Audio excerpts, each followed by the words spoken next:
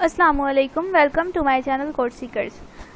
Last हमने अपने lecture में देखा था कि क्लासेस क्या हैं, ऑब्जेक्ट्स क्या हैं। हमने ओवरराइडिंग, फंक्शन ओवरराइडिंग को देखा और उसके अलावा कुछ प्रॉपर्टीज़ के बारे में देखा और कुछ बेसिक चीज़ें जो क्लासेस और ऑब्जेक्ट्स के साथ साथ चलती हैं उन कॉन्सेप्ट्स को डिस्कस किया। अब आज के इस लेक्चर में हम क्लासेस की से ही रिलेटेड कुछ और टॉपिक्स को देखेंगे that involves constructors and overloading. Overloading and constructors क्या हैं, let's discuss it in detail. Constructor एक स्पेशल टाइप के मेथड्स हैं जो उस टाइम पे कॉल किए जाते हैं, बाय डिफ़ॉल्ट वो उस टाइम पे कॉल हो जाते हैं, उन्हें हमें खुद से कॉल नहीं करना पड़ता। They are called automatically whenever we create an object of the class.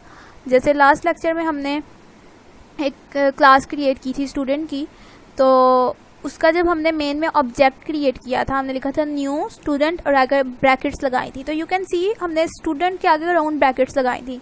And I have told you guys के फंक्शंस की या मेथड्स की ही ये स्पेशल पहचान है ये उनकी कि राउंड ब्रैकेट्स उनके आगे लगती हैं। तो उस टाइम पे भी तो हमने न्यू और स्टूडेंट के कीवर्ड के आगे राउंड ब्रैकेट्स ही लगाई थी। इसका मतलब कि वो जो हमने स्टूडेंट के आगे राउंड ब्रैकेट्स लगाई थी तो वो कोई ना कोई फंक्शन कॉल हुआ था।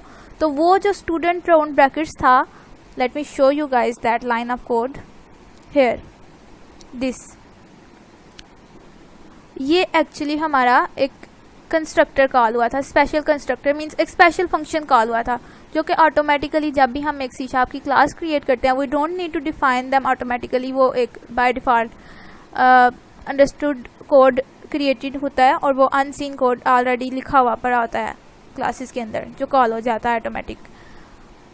तो this is the basic concept के ये हमारा स्पेशल टाइप के फंक्शंस होते हैं। अब इसके अंदर एक और चीज़ है दैट इज़ के फंक्शंस की कोई इन फंक्शंस की, ये जो स्पेशल जिनका हम इसका नाम ही स्पेसिफिकली कंस्ट्रक्टर है, so now I will call it constructor not the special function और स्पेशल मेथड। कंस्ट्रक्टर्स की कोई रिटर्न टाइप नहीं होती और इनका नेम वही होता है जो एक क्लास का नेम है। जैसे इधर आप प्रीवियस हमारी जो हमने कोड किया था उसमें देख सकते हैं कि यहाँ पे हमने स्टूडेंट्स लिखा हुआ है कीवर्ड, वही जो हमारी क्लास का नेम था और उसके आगे राउंड ब्रैकेट्स लगा दी हुई हैं। ठीक है, तो ये एक हमने स्टूडेंट मेथड को कॉल किया हुआ है which is a special method जिसको हम प्रोग्रामिंग में कंस्ट्रक्टर कहते हैं। ठीक है, इसको ये उसी टाइम पे सिर्फ कॉल होता है जब एक ऑब्जेक्ट क्रिएट होता है किसी भी क्लास का, उसके अलावा हम अलग से उसको कभी भी कॉल नहीं कर सकते। ओके, सो अब इस एक्टिविटी में हम कंस्ट्रक्टर्स को ही देखेंगे, उसकी डिफरेंट टाइप्स को देखेंगे। इसके अंदर भी उसी तरह से हम पैरामीटर्स पास कर सकते हैं जिस तरह से हम फंक्शंस के अंदर पास करते थे और किस तरह से इनको क्रिएट करना है। तो हमने ये जो स्टूडेंट की ही कल क्लास बनाई थी इसी को हम कंटिन्यू करते हैं और अपने कुछ कंस्ट्रक्टर्स बनाते हैं स्टूडेंट क्लास के अंदर और देखते हैं कि उनका क्या फ़ायदा है। एक्चुअली जो कंस्ट्रक्टर्स का फ़ायदा है दैट इज़ कि जो हम लोग प्रॉपर्टीज़ की जो डिफ़ॉल्ट वैल्यूज़ सेट करनी होती हैं या यूज़र से मेन में हम वैल्यूज़ लेते हैं और फिर उनको हमने अपनी क्लास की प्रॉपर्टीज़ के असाइन करना होता है, तो वो अलग से हमें असाइनमेंट ना करनी पड़े और हैक्टिक काम ना करना पड़े, वो मल्टीपल लाइंस ऑफ कोड। जैसे इधर हमने 3 लाइन्स में फिर ये लिखा असाइनमेंट की, मार्क्स एंटर करवाए, वो एक अलग चीज़ थी, ये इतना कोड लिखा और फिर हमारी ये 3 प्रॉपर्टीज सेट हुई। या इवन मैं खुद से मार्क्स की और भी असाइन कर रही थी, अगर std.marks इज इक्वल्स टू 67, तो उस केस में भी ये 3 लाइन में जाके मेरी प्रॉपर्टीज सेट हुई। तो इसकी बजाय अगर मैं इधर ही क्रिएट करते हुए ही अपने ऑब्जेक्ट को वैल्यूज असाइन करना चाहूँ तो that I can achieve this thing, I can achieve using constructors. ठीक है, सो अब हम इधर अपना कंस्ट्रक्टर बनाएंगे। ठीक है, सबसे पहले हम देखते हैं डिफ़ॉल्ट कंस्ट्रक्टर किस तरह से बनाना है। वो एक हिडन होता है, ऑलरेडी बना पड़ा होता है। ठीक है, और इसलिए हम ये इस तरह से ऑब्जेक्ट क्रिएट कर पाते हैं अपनी क्लास का। लेकिन अगर हम वो खुद से बनाना चाहें, उसके अंदर खुद से कोई स्पेशल कोड लिखना चाहें तो वो हम किस तरह से फिर बनाते हैं, मैं इधर इसको बनाऊंगी। ठीक है, अपने बाकी के मेथड्स को अलग रखती हूँ, प्रॉपर्टीज़ और उसके बाद हमारा कंस्ट्रक्टर। तो visual studio is a very intelligent ID. इसके अंदर हमने कंस्ट्रक्टर बनाना हो, डिफ़ॉल्ट कंस्ट्रक्टर लिखना होता तो हम CTOR लिखते हैं, आगे डबल टैब का बटन 2 दफ़ा प्रेस करते हैं और ये कोड ये ऑलरेडी लिख देता है, that is a constructor. Functions में हमारे पास क्या होता था, access modifier, then return type, then function का नेम, ब्रैकेट्स और अगर पैरामीटर्स हैं तो ब्रैकेट्स के अंदर पैरामीटर। कंस्ट्रक्टर में हमारे पास रिटर्न टाइप नहीं होती, तो सो रिटर्न टाइप वाला यहाँ पे सेक्शन स्किप हो गया है। उसके अलावा हमारे पास ये एक्सेस मॉडिफायर है, दैट विल बी पब्लिक। ठीक है, और ये जो है ना, मैंने आपको बताया था कि कंस्ट्रक्टर का जो नेम है, हमारे स्पेशल फंक्शंस जिसको हम कंस्ट्रक्टर कहते हैं, उनका जो नेम होता है वो वही होता है जो हमारी क्लास का नाम है। तो ये देख सकते हैं आप, सेम नेम है। अगर राउंड ब्रैकेट्स में आगे अगर कुछ भी हमने पैरामीटर पास नहीं किया तो इसको हम कहते हैं अपना डिफ़ॉल्ट कंस्ट्रक्टर। ये मोस्टली यूज़ होता है डिफ़ॉल्ट कोई वैल्यूज़ असाइन करने के लिए हमारे अपनी प्रॉपर्टीज़ को। लाइक मैं कह देती हूँ मार्क्स बाय डिफ़ॉल्ट 0 हो, std नेम बाय डिफ़ॉल्ट नल हो, या स्ट्रिंग डॉट एम्प्टी। ठीक है, स्ट्रिंग डॉट एम्प्टी हम इसलिए मैंने असाइन किया नल की बजाय ताकि मेरा एरर जनरेट ना हो, क्योंकि जब अगर इन केस मैं इसको एक्सेस कर लेती हूँ without assigning any value std name को, अगर मैं एक्सेस कर लेती हूँ तो कोई मेरा एरर जनरेट ना हो, क्योंकि नल के केस में वो मुझे एक्सेप्शन दे देगा। व्हाट आर एक्सेप्शंस वो हम आगे पढ़ेंगे। ठीक है, इसलिए मैंने यहाँ पे स्ट्रिंग डॉट एम्प्टी यूज़ किया। उसके बाद std एड्रेस है तो उसको भी हम स्ट्रिंग डॉट एम्प्टी असाइन कर देते हैं। ठीक है, अब ये डिफ़ॉल्ट वैल्यूज़ असाइन करने के लिए यूजुअली हमारे पास डिफ़ॉल्ट कंस्ट्रक्टर यूज़ हो रहा होता है। वो कंस्ट्रक्टर जिसके कोई पैरामीटर्स नहीं होते उसको हम कहते हैं डिफ़ॉल्ट कंस्ट्रक्टर। ओके, और उसके बाद हमारे पास आ जाता है, अब ये जो है ना, जब मैंने इस लाइन को कॉल किया तो डिफ़ॉल्ट मेरे पास ये वैल्यूज़ असाइन हो गई मेरी तीनों प्रॉपर्टीज़ को। ठीक है, उसके बाद हमारे पास कंस्ट्रक्टर आ जाता है पैरामीट्रिक कंस्ट्रक्टर, जिसके अंदर पैरामीटर्स पास किए गए हों। ठीक है, उसका कोड भी वही SS मॉडिफायर, सेम नाम वही जो हमारी क्लास का था, ब्रैकेट के अंदर अब पैरामीटर्स पास करना है। तो लेट्स से कि मैं इस पैरामीट्रिक कंस्ट्रक्टर के अंदर थ्रू इन तीनों अपनी प्रॉपर्टीज़ की वैल्यूज सेट करना चाहती हूँ। ठीक है, तो मैं इसके अंदर 3 पैरामीटर्स ले लेती हूँ। एक मैं ले लेती हूँ फ्लोट टाइप का मार्क्स, दूसरा ले लेती हूँ मैं फ्लोट टाइप का नेम, और तीसरा फ्लोट नहीं, ये स्ट्रिंग होगा, और तीसरा मेरे पास आ जाएगा स्ट्रिंग टाइप का एड्रेस। ओके, इसके अंदर मैंने क्या किया कि marks is equals to m, std name is equals to n, और std address is equals to a। ठीक है, इस तरह से मैंने अपनी वैल्यूज़ असाइन कर ली। अब इसका यूज़ क्या है? ठीक है, इसका हम यूज़ करते हैं अपने मेन प्रोग्राम में एक ऑब्जेक्ट क्रिएट करके। ठीक है, ये मेरे पास डिफ़ॉल्ट तो ये सारा कोड लिखा हुआ है। ठीक है, मैं इस कोड को ना रिमूव कर देती हूँ, इस कोड को मैंने रिमूव कर दिया। ये सिंपल मेरे पास एक std स्टूडेंट ये बना हुआ है। दूसरा मैं स्टूडेंट का टाइप का ऑब्जेक्ट बना लेती हूँ, std2 std1 is equals to new students. अब इसके अंदर मैं खुद से कोई वैल्यूज़ पास कर सकती हूँ, like I will pass here marks that are 80, name Javeria और पाकिस्तान। ओके, ये मेरा क्रिएट हो गया एक स्टूडेंट का ऑब्जेक्ट, जिसको जो है ना क्रिएट करते हुए मैंने 3 पैरामीटर्स पास कर दिए। ये 3 पैरामीटर्स मैं क्यों पास कर सकी हूँ? क्योंकि मैंने ये इधर पैरामीट्रिक कंस्ट्रक्टर डिफाइन कर दिया था। अगर मैं इसको रिमूव कर दूँ यहाँ से, ठीक है, तो you will see I will get an error here. आप ये देखें, ये मुझे इस पे एरर दे रहा है कि students does not contain a constructor that takes 3 argument. ठीक है, अब ये एरर है, तो इसको अगर मैं फिक्स करना चाहूँ, यहाँ से ही मैंने इस पर क्लिक किया ऐड पैरामीटर टू स्टूडेंट्स, तो ये आप देखें इसने क्या किया, जो ये मेरे पास एग्जिस्टिंग था ना, जो इसके अंदर ही एक पैरामीटर पास, इसको ही मॉडिफाई कर दिया है और इसके अंदर ये पैरामीटर असाइन कर दिया, जिससे क्या हुआ, मेरा जो डिफ़ॉल्ट कंस्ट्रक्टर था वो ख़त्म हो गया। ठीक है, बाय डिफ़ॉल्ट मैंने एरर को फिक्स करने की एक्चुअली कोशिश की है इधर से ही यूजिंग द विजुअल स्टूडियो, तो इसलिए उसने जाना मुझे ये एरर दे दिया। उसने वो मेरे डिफ़ॉल्ट कंस्ट्रक्टर को मॉडिफाई कर दिया, जिसकी वजह से मेरा डिफ़ॉल्ट कंस्ट्रक्टर ख़त्म हो गया। और मॉडिफाई भी उसने क्या किया कि सिर्फ एक पैरामीटर इधर दिया, वो भी इंटीजर टाइप का, जबकि मैं तो मुझे तो चाहिए था फ्लोट और फिर उसके अलावा 2 स्ट्रिंग टाइप्स। तो मेरे दोनों लाइन्स पे अब एरर आना शुरू हो गया।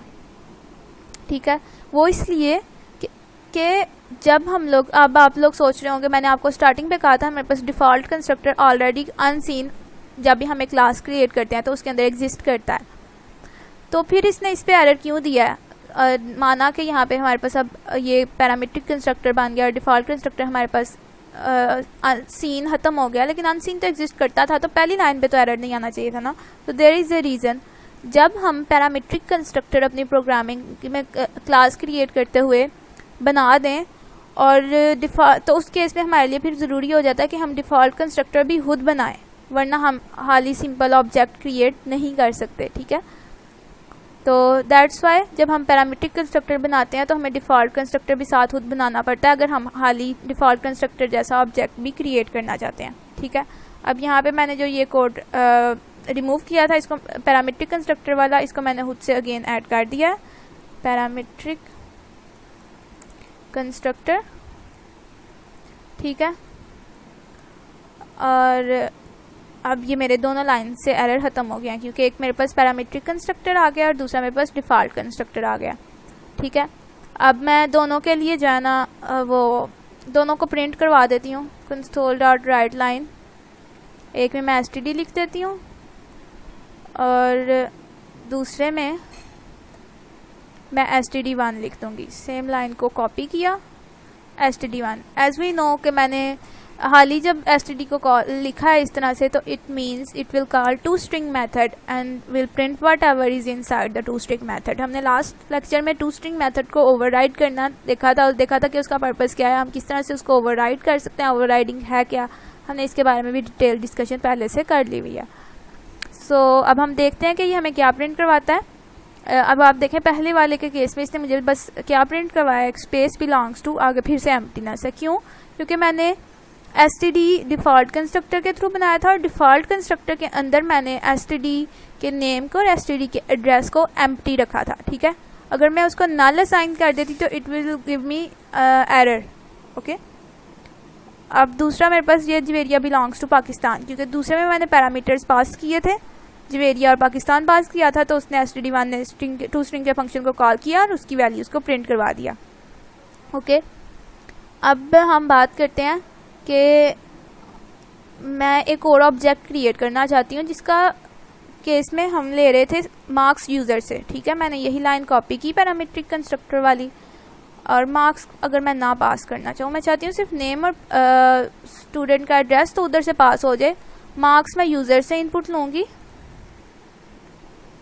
ठीक है। कन्वर्ट डॉट टू डबल, और इधर से मैं साथ लिख देती हूँ फ्लोट और std2 dot marks is equals to, मतलब मार्क्स जो यूज़र ने एंटर किए हैं ना वो इस स्टूडेंट के उसके थ्रू असाइन हो, ठीक है। और फिर बजाय इसके कि कंस्ट्रक्टर के टाइम पे, ऐसा भी तो होता है कुछ पैरामीटर्स हम कंस्ट्रक्टर के टाइम पे खुद से डिफाइन कर देते हैं, लेकिन कुछ बाद में खुद से उनकी कैलकुलेशंस वगैरह करके किसी तरह से फिर असाइनमेंट होनी होती है, तो हम वो भी कंस्ट्रक्टर बना सकते हैं, ठीक है। अब मैं सेम देखें ये कॉपी करूँगी, ठीक है, पेस्ट किया, यहाँ से मैंने फर्स्ट पैरामीटर रिमूव कर दिया, ठीक है। तो ये मेरा बन गया एक दूसरा कंस्ट्रक्टर, ठीक है। ये भी पैरामीट्रिक कंस्ट्रक्टर ही है, लेकिन दोनों में डिफरेंस क्या है, एक 3 पैरामीटर्स ले रहा है, एक 2 पैरामीटर्स ले रहा है, ठीक है। ये चीज़ हमारे पास होती है अब ओवरलोडिंग, इसको भी मैं अभी इन डेप्थ बताती हूँ, लेकिन इससे पहले मैं आपको एक और मेथड बता दूँ कंस्ट्रक्टर क्रिएट करने का, ठीक है। लेट से आप कंस्ट्रक्टर क्रिएट करना चाहते हैं, यहाँ पे मैंने इधर गई, ठीक है, मतलब मैंने थोड़ी स्पेस एंटर प्रेस किया, यहाँ पे थोड़ी सी स्पेस बनी, इधर मैं नंबरिंग के पास आऊँगी तो ये मुझे एक साइन शो करवा रहा है, क्विक एक्शंस, उधर जाऊँगी तो ये देखें ये मुझे ऑप्शन दे रहा है जनरेट कंस्ट्रक्टर का, इस पर क्लिक करें। यहाँ पे ये देखें 3 प्रॉपर्टीज़ थी मेरी, उसने मुझे तीनों यहाँ पे शो करवा दिया, कह रहा है pick members to be used as a constructor parameter. मैं चाहती हूँ कि सिर्फ std नेम और std एड्रेस यूज़ हो, ठीक है, ठीक है। ऐड चेक, नल चेक्स भी आप चेक कर सकते हैं, इस केस में वो नल वैल्यू को भी चेक करेगा कि कहीं नल तो नहीं पास कर दिया हमने, ठीक है, वो कंडीशंस भी ऐड कर देगा। और मैंने 2 को इधर से चेक किया और ओके पे क्लिक कर दिया, नल वाले केस को मैंने नहीं प्रेस किया, ठीक है। अब इसने नहीं क्रिएट किया क्योंकि ऑलरेडी वो एक कंस्ट्रक्टर क्रिएट हुआ था। Let me remove that, click here, unmark this, click okay, और ये देखें ये इसने कोड खुद से जनरेट कर दिया, ये अब कंस्ट्रक्टर इसने खुद बनाया। तो इस तरह से भी आप विजुअल स्टूडियो के वो GUI इंटरफेस ऑप्शंस को यूज़ करते हुए भी कंस्ट्रक्टर बना सकते हैं और आप खुद से भी कोड लिख सकते हैं। सो अब ये 2 पैरामीटर्स एक्सेप्ट कर लिया। अब हम इधर देखें तो हमारा इस लाइन से एरर ख़त्म हो गया है, ठीक है। तो देखें हमने 3 स्टूडेंट के ऑब्जेक्ट्स बनाया, एक हमें डिफ़ॉल्ट कोई पैरामीटर नहीं ले रहा, that is using default calling default constructor, बाकी दोनों एक 3 पैरामीटर्स एक्सेप्ट कर रहा है, एक 2 पैरामीटर्स एक्सेप्ट कर रहा है। दोज बात आर पैरामीट्रिक कंस्ट्रक्टर्स, ठीक है। मैं तीसरे को भी यहाँ पे कॉल कर देती हूँ, प्रिंट करवा देती हूँ std2। std2 का नाम मैं चेंज कर देती हूँ, let me make it code seekers and Punjab Pakistan, let me make it Punjab. Okay, so एक दफ़ा हम इसको रन कर लेते हैं, उसके बाद फिर हम देखते हैं कि ओवरलोडिंग क्या है। Let me see what it displace. अच्छा, तो ये कुछ डिस्प्ले नहीं करवा रहा। द रीज़न इज़ कि मैंने यहाँ पे console dot right line use किया हुआ है, मतलब पहले मैंने इनपुट ली हुई है, तो वो मैसेज मैंने इनपुट से पहले कोई डिस्प्ले नहीं करवाया, इसलिए वो सिंपल बस मुझे कर्सर दे रहा है। तो यहाँ पे मुझे कोई वैल्यू एंटर करनी चाहिए। ओके, मैंने 50 एंटर कर दिया।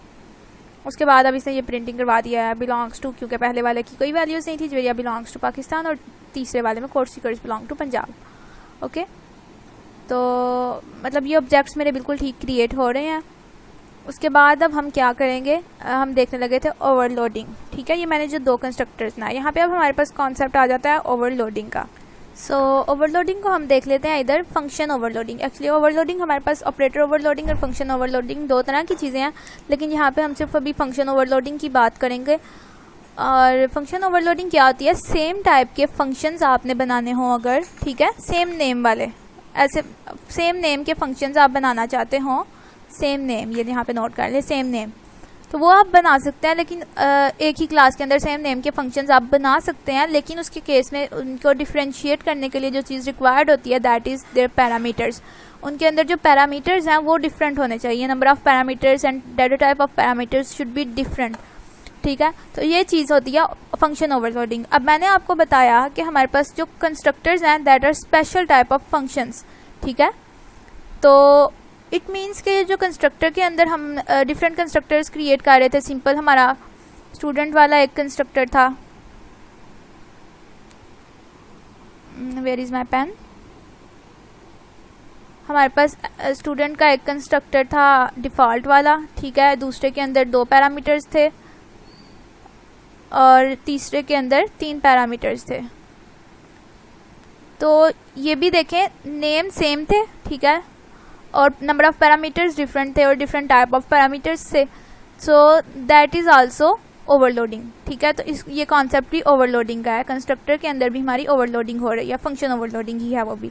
उसके अलावा भी हम लोग जो अपना फंक्शंस को भी बना रहे हैं और उनको भी हम डिफरेंट नेम्स दे सकते हैं, सेम नेम और डिफरेंट पैरामीटर्स पास करें तो वो भी फंक्शन ओवरलोडिंग कहलाती है। ठीक है, सो अब हम एक और एग्जांपल करते हैं, अपनी स्टूडेंट क्लास को ख़त्म करते हैं, एक न्यू क्लास जनरेट करते हैं, ताकि क्लासेस के कॉन्सेप्ट भी आपका रिवाइज होते जाएं कि किस तरह से क्लास क्रिएट करनी थी और डिफरेंट सिनेरियोज को हम इम्प्लीमेंट करते जाएं और उसके अंदर हम फंक्शन ओवरलोडिंग को यूज़ करते हुए काम करते हैं। ठीक है, सो मैं सेम प्रोजेक्ट के अंदर ही एक और क्लास बना रही हूँ, just to let you guys know that कि हम एक प्रोजेक्ट के अंदर भी मल्टीपल क्लासेस बना सकते हैं। अच्छा, मैं इधर से क्लास बना सकती हूँ, ठीक है, अलग फाइल क्रिएट करके क्लास पे जाके, जैसे हमने स्टूडेंट क्लास क्रिएट की थी।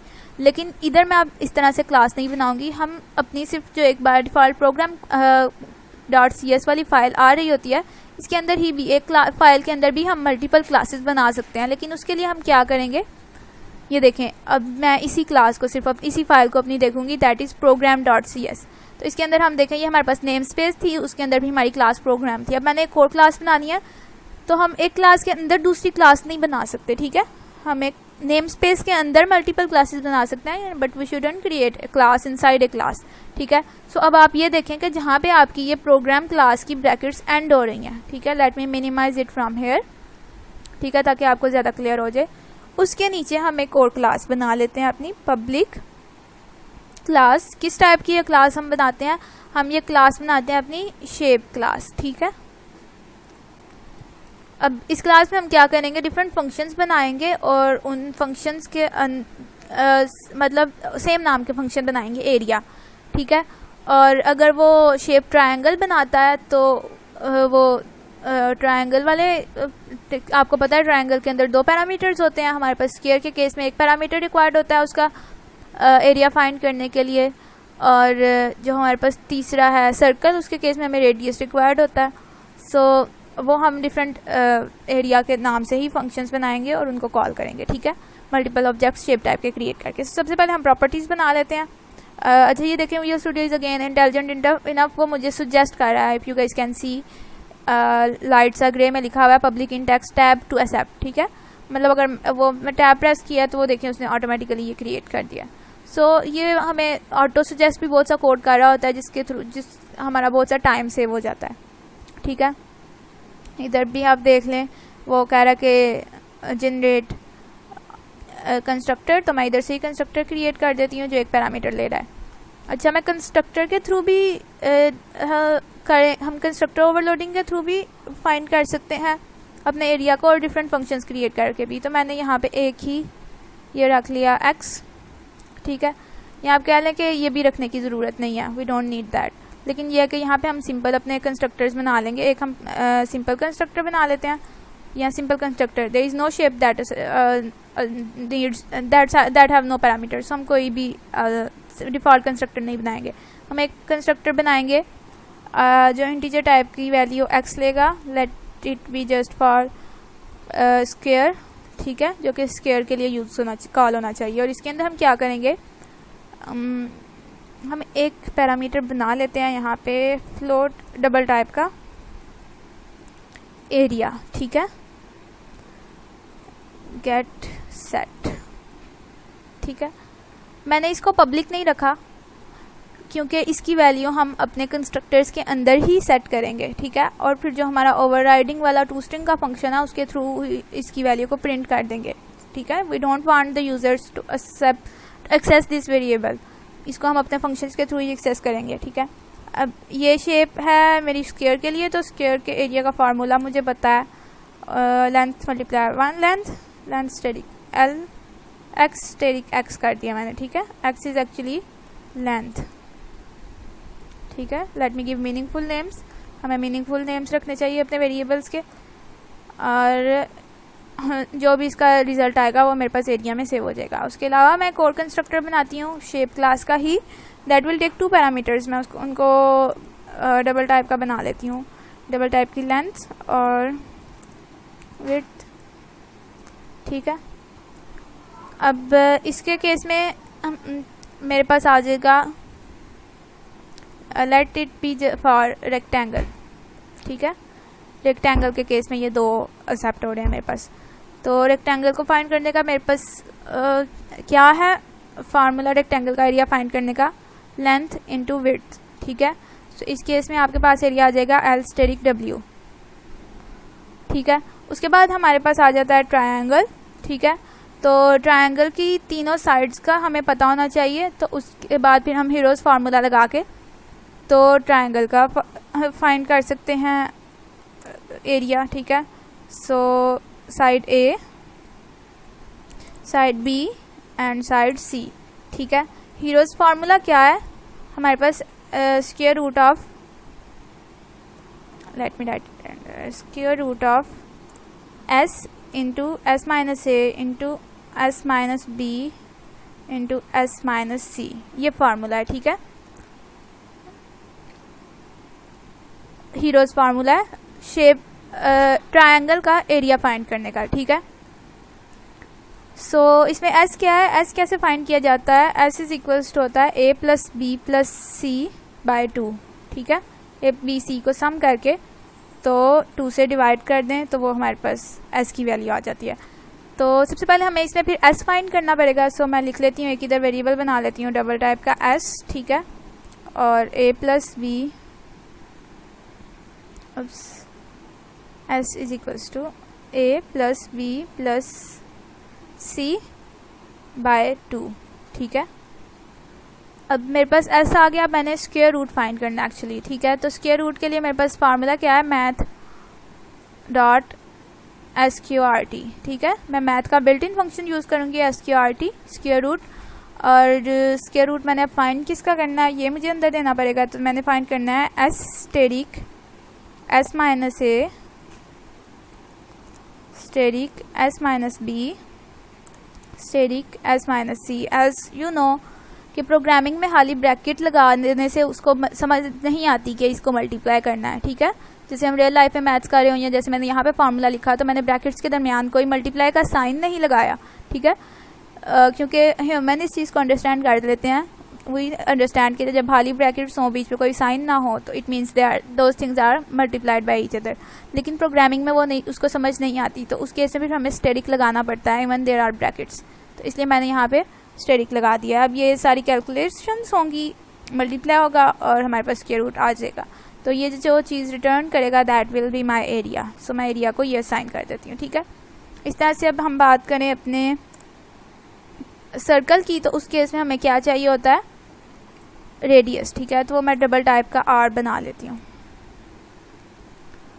अच्छा, अब ये देखें आपके ये जो डबल आर है और यहाँ ऊपर जो मैंने इंट लेंथ बनाया था, दोनों में एक पैरामीटर है। दैट वाज द रीज़न कि मैंने इधर टाइप इंट रख दी थी, क्योंकि सेम टाइप की जो है ना दो नहीं बना सकती मैं, ऐसे नहीं कर सकती थी कि इधर भी डबल रख लूँ इधर भी डबल रख लूँ। वेरिएबल का नाम डिफरेंट नहीं, वेरिएबल की टाइप डिफरेंट होनी चाहिए, ठीक है।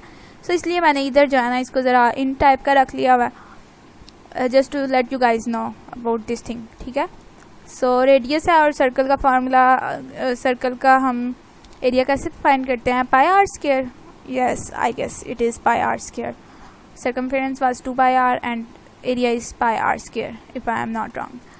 So area is equals to, अब पाई की वैल्यू मुझे कैसे मिलेगी, ठीक है, मैथ डॉट पाई, ठीक है, बिल्ट इन पाई की वैल्यू 3.1416 हमें पता है कि वो ये होती है, लेकिन still instead of giving it like 3.1.6 I am using math dot pi. Okay, asterisk R, अब आर का स्केयर है तो स्केयर आर स्टेरिक आर भी मैं कर सकती हूँ, और स्केयर फाइंड करना है तो इट मीन्स आर की पावर लेनी है। सो उसके लिए हम दूसरी चीज़ भी यूज़ कर सकते हैं, मैथ डॉट पावर, ठीक है। पावर आर की लेनी है और क्या पावर होनी चाहिए 2, तो ये भी मुझे आर का स्केयर रिटर्न कर देगा, ठीक है। मैं डिफरेंट वेज यूज़ कर रही हूँ सेम काम को करने के लिए, कहीं पे मैथ का फंक्शंस यूज़ कर रही हूँ, यहाँ पे मैंने एल स्केयर की बजाय लेंथ इंटू लेंथ ही किया, और यहाँ पे मैंने पावर का फंक्शन यूज़ किया, just to let you guys know कि there are multiple ways to do the same thing, ठीक है। सो आई होप कि इस चीज़ की आपको समझ आ गई होगी। ये देखें, ये 4 मेरे पास क्या बने हैं, कंस्ट्रक्टर्स, पैरामीट्रिक कंस्ट्रक्टर्स, ठीक है। यहाँ कह रहे हैं कि ओवरलोडेड फंक्शंस, ठीक है, सेम नाम है, डिफरेंट पैरामीटर्स हैं। सो अब हम इधर इनको कॉल करते हैं, यहाँ पे सॉरी प्रोग्राम क्लास के अंदर ही ऊपर मेरे पास था ये प्रोग्राम क्लास, इसके अंदर हम वो कोड करेंगे। मैं इस वाले कोड को इसके रिमूव कर रही हूँ। अच्छा, एक और चीज़, हमने ये तो बना ली है लेकिन हमने टू स्ट्रिंग के फंक्शन को ओवरराइड नहीं किया, उसको ओवरराइड करेंगे और उसके अंदर हम प्रिंट करवाएंगे अपना एरिया, तो ही कुछ हमें प्रिंटिंग वगैरह शो सकेगी ना, क्योंकि एरिया को तो मैंने प्राइवेट रखा है और एरिया कहीं पे इन सारे कंस्ट्रक्टर्स के अंदर तो प्रिंट करवाया नहीं। सो मैं यहाँ पे क्या कर लेती हूँ, पब्लिक स्ट्रिंग पब्लिक ओवरराइड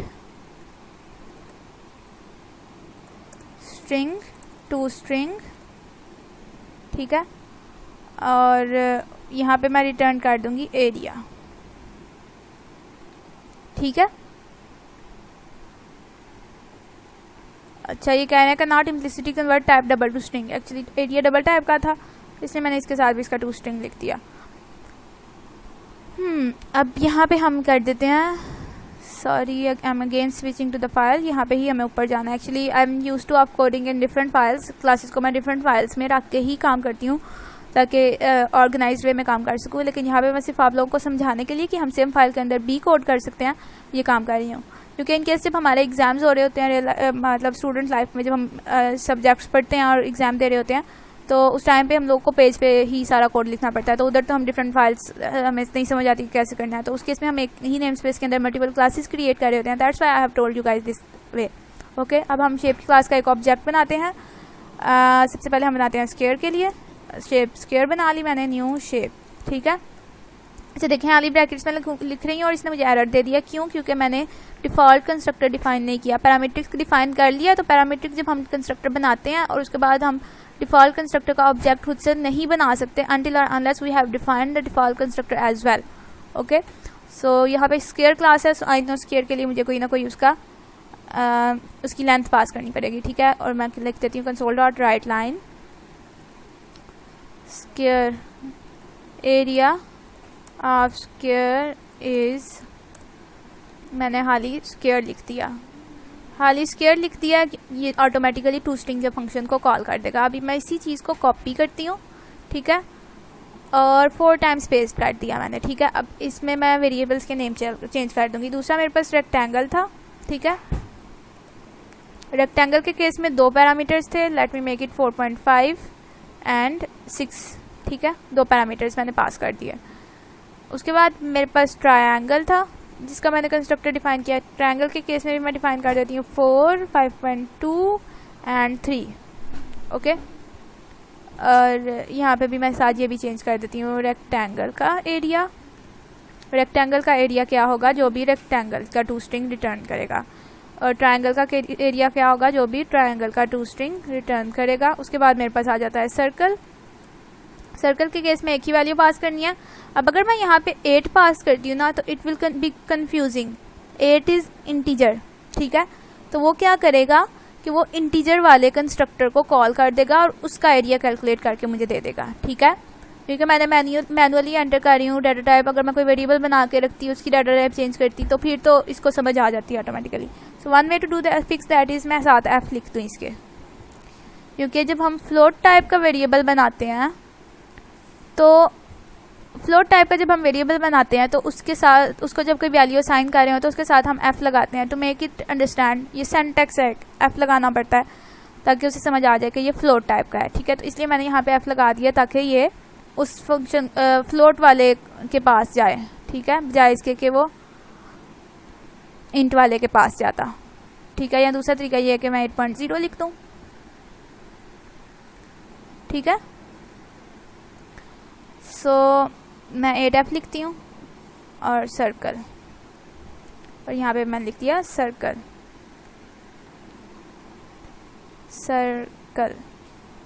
अब हम इस प्रोग्राम को रन करते हैं और देखते हैं कि हमारे पास ये जो डिफरेंट हमने शेप्स बनाई हैं इनका क्या आंसर आता है।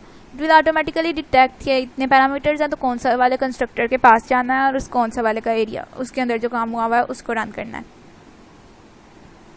सो ये आप देख लें, area of square is 64, area of rectangle is this, area of triangle is this and area of circle is this, ठीक है। तो इसको आप यहाँ पे एफ रिमूव करके देखें तो ये देखना आपको डिफरेंट वैल्यू देगा। वो इंटीजर वाले के पास ही चला जाएगा और आपको स्क्वायर और एरिया सर्कल वाले का सेम आंसर दे देगा। हालांकि आप देखें तो 8 × 8 इज 64, और 64 को जब आप पाई के साथ मल्टीप्लाई करेंगे दैट इज 3 पॉइंट समथिंग, तो आपके पास ऑलमोस्ट 200 प्लस की वैल्यू आनी चाहिए। लेकिन ये देखें सर्कल और स्क्वायर का उसने सेम दे दिया, क्योंकि मैंने एफ नहीं साथ लगाया तो उसने समझा कि इंटीजर टाइप ही है, तो इंटीजर वाले कंस्ट्रक्टर के पास ही चला गया, ओके। सो आई होप इस चीज़ की आपको अच्छी तरह से समझ आ गई होगी। Another way to do this is कि आप कंस्ट्रक्टर फंक्शंस बना लें डिफरेंट, ठीक है। अब मैं इसको एरिया कर देती हूँ पब्लिक इंट पब्लिक डबल, ठीक है। डबल टाइप का ये एरिया मुझे रिटर्न करेगा, ठीक है। रिटर्न एरिया रिटर्न, ठीक है। और एरिया मैं क्या कर रही हूँ, फंक्शन ओवरलोडिंग कर रही हूँ। मैं अपने सारे कंस्ट्रक्टर्स को रिमूव कर रही हूँ, उन्हीं को एडिट कर रही हूँ ताकि मुझे ज़्यादा कोड ना लिखना पड़े। शेप की बजाय मैं अपने फंक्शन को नाम दे रही हूँ अब एरिया, उनकी रिटर्न टाइप डिफाइन कर रही हूँ क्योंकि फंक्शंस की रिटर्न टाइप होती है ज़रूर। और जो चीज़ मैं एरिया प्रॉपर्टी के अंदर सेव कर रही थी उसको अब मैं रिटर्न के आगे लिख रही हूँ, कीवर्ड के आगे, ताकि वो जहाँ से इसको कॉल किया जाए उधर रिटर्न हो जाए, ठीक है। आई होप कि आपको ये चीज़ें समझ आ रही होंगी। इनकेस नहीं आ रही so just let me know in the comment section ताकि मैं अपनी स्पीड स्लो रख सकूँ, ओके। और ये हो गया, ठीक है। अब उसके बाद मुझे अब 2 स्ट्रिंग की ज़रूरत नहीं है, इनकेस मैं 2 स्ट्रिंग के अंदर कुछ और प्रिंट करवाना चाहती हूँ या कुछ भी, ठीक है। यहाँ लेट इट बी देयर। मैं इसको यहाँ पे हम रख भी सकते हैं, नहीं भी रख सकते।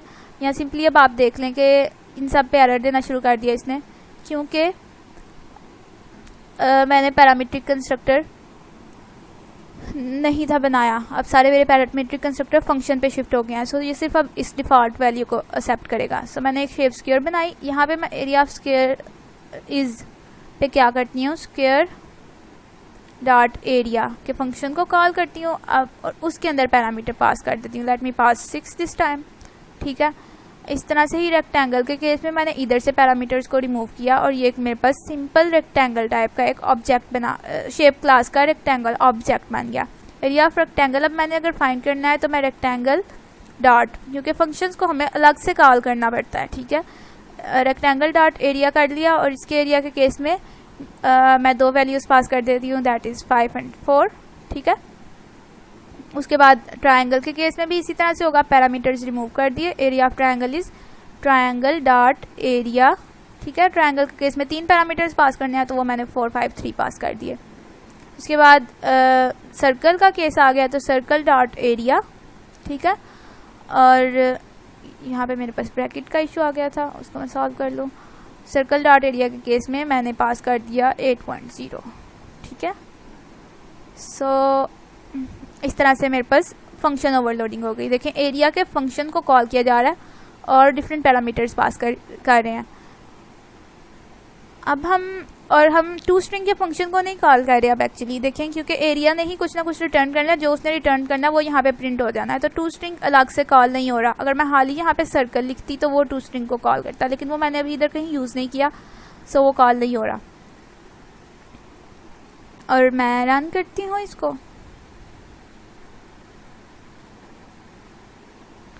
और हम देखते हैं कि ये क्या प्रिंट करवाता है। तो ये भी बिल्कुल उस तरह से ही रिजल्ट देगा, ये देख लें आप। इसने भी area of square is this, area of rectangle is this, triangle is this and circle is this.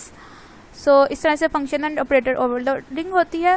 Function overloading इस तरह से फंक्शन ओवरलोडिंग और कंस्ट्रक्टर्स किस तरह से हम मल्टीपल बना सकते हैं वो हमने देखा। सो अब नेक्स्ट हम इंशाल्लाह इनहेरिटेंस, पॉलीमॉर्फिज्म और इन चीज़ों को पढ़ेंगे, इनकैप्सुलेशन वगैरह को इन डेप्थ देखेंगे। And thank you for watching my video. In case आपका कोई भी क्वेश्चन है तो आप कमेंट्स में ड्रॉप कर सकते हैं। And if you have learned something from this video, then don't forget to thumb up. Thank you.